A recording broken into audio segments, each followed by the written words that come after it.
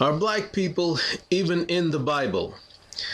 If you listen to some evangelical pastors on TV, you would think black people are the bane of other people's existence.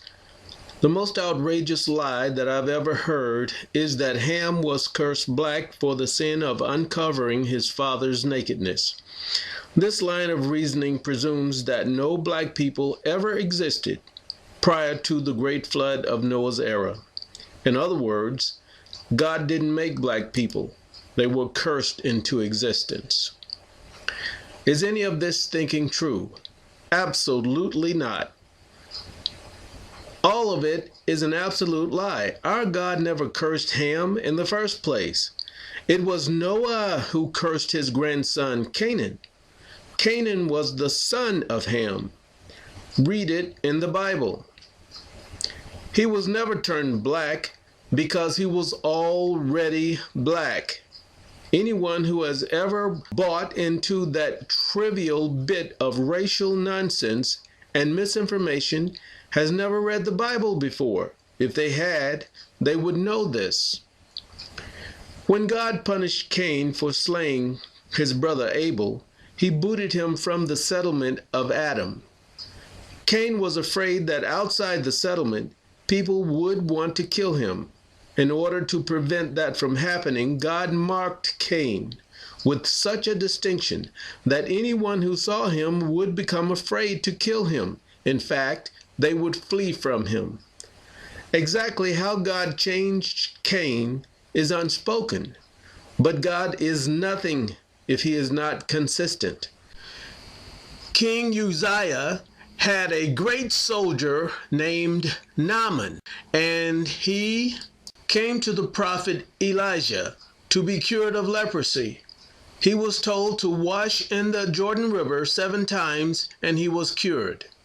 Elijah's servant Gehazi extorted Naaman of 2 bars of silver for his cure, and was cursed with the same leprosy that Naaman was cured of. And even Miriam, the sister of Moses, when angered by God for speaking against Moses because he married an Ethiopian woman, all these were cursed by having their skin turned white, not black. More than likely they were turned albino, although the Bible states that their condition was like leprosy and not leprosy itself.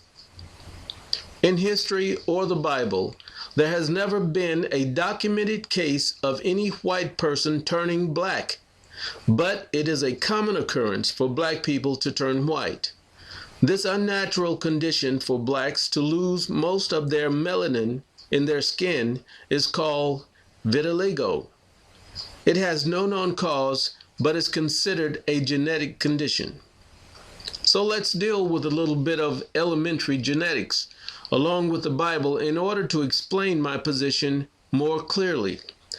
Assume that you are God and you are going about the business of making a perfect human being to live life here in the Earth's environment. Of the 3 major types of humans that exist on the planet, whites, Orientals, and blacks, which one would have been the most perfect candidate for the project? Don't lie, be objective. Use the process of elimination if you need to.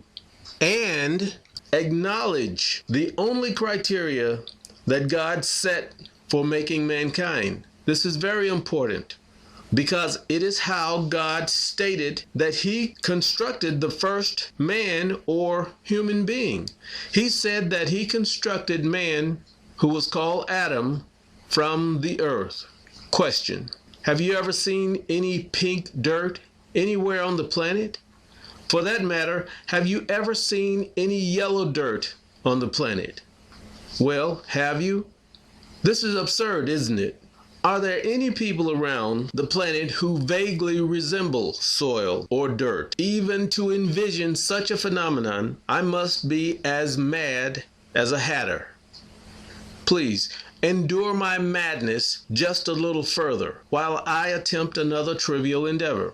By all accounts, or by all recent archaeological investigative accounts, The Great Pyramid was constructed 12,500 years ago, and not the 4,500 years as accepted by older methods of assigning date to its construction. Since the flood, in accordance with the Bible's genealogy record, there has been some 4,000 years that have passed. Either date of 12,500 years or 4,500 years ago still put the pyramid's construction date as post-flood era, Noah's time. This means that those fantastic geniuses on the continent of Africa who constructed this magnificent structure called the Great Pyramid had a very, very, very advanced culture, while the Europeans were still dwelling in caves. Once again, I surely must be jesting. How could that be? My madness must be increasing. Ancient Earth was a hostile environment where only the sturdy could survive and thrive, which causes one to ponder, of the three racial types, which one was best suited to withstand the extremities of a post and antediluvian environment. Even today, with modern conveniences and medicines, sun ravages the skin of whites and Orientals. Yet, only one human type is genetically endowed or enhanced with enough melanin to better withstand the onslaught of our sun's damaging rays. Fight or flight is mankind's most immediate survival response or skill. The Olympics showcases the very best athletes on the planet in running ability every 4 years. Overwhelmingly, of the three human types, only one wins this competition most of the time. So, simply by genetic makeup, simply by human ability, and simply by use of ancient intelligence. If you had been the Almighty Yahuwah God, which would you have chosen as the perfect candidate for construction of the very first human being? It's a game changer, isn't it? Thank you.